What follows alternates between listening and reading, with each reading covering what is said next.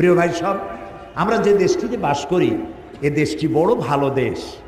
মক্কা মদিনার পরে আমার কাছে সব থেকে প্রিয় দেশ, আমার প্রিয় জন্মভূমি, 56,000 বর্গ মাইলের দেশ বাংলাদেশ। নাম কি? এরকম আসতে বললেন, মহব্বতের সাথে জোরে বলেন। এ দেশে শীত কম, গ্রীষ্ম কম। এই দেশের মাটির উপরে রয়েছে অসংখ্য বৃক্ষ সম্পদ, অগণিত বৃক্ষরাজি। এর হাওর বাওর, বিল, খাল, নদীতে রয়েছে মৎস্য সম্পদ। মাঠে মাঠে বিচরণ করছে অসংখ্য পশু সম্পদ, অভাব নেই। মাটির তলায় রয়েছে অফুরন্ত গ্যাস। এই গ্যাস ফিল্ড আপনার সিলেটেও আছে, এখানেই বড় গ্যাস ফিল্ড। বিশেষজ্ঞরা বলেছেন এই বাংলাদেশের মাটির তলায় যে গ্যাস মজুদ আছে, সমস্ত বাংলাদেশিরা যদি প্রত্যেক বাড়িতে বাড়িতে তা গ্রহণ করে 100 বছরেও ঘুরাবে না। আমার এই সোনার মাটির তলায় দিনাজপুরের বড় পুকুরিয়ায় রয়েছে এশিয়া মহাদেশের সর্বশ্রেষ্ঠ উন্নত মানের কয়লার খনি। আর ভূতত্ত্ববিদরা বলেছেন কয়লার খনির তলাই থাকে ডায়মন্ডের খনি। এগুলো আমরা না জানলেও শকুনরা টের পাইছে আগেই। শকুন চেনেন তো? সিলেটে কি বলে শকুন? যাক, এটাও মিল আছে। শকুনের নজর পড়েছে।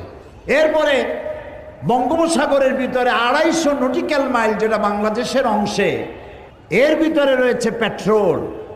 এটাকে তালাশ করে খুঁজে নিতে চায় থাইল্যান্ড, চায় বার্মা, চায় আমার প্রতিবেশী বন্ধু দেশ। আমার পোর্ট তার দরকার, আমার সমুদ্র সীমা তার দরকার, আমার জমিনের উপর থেকে তার করিডোর দরকার, অনেক কিছু দরকার। দরকারের ফিরিস্তিটা এখন অনেক লম্বা।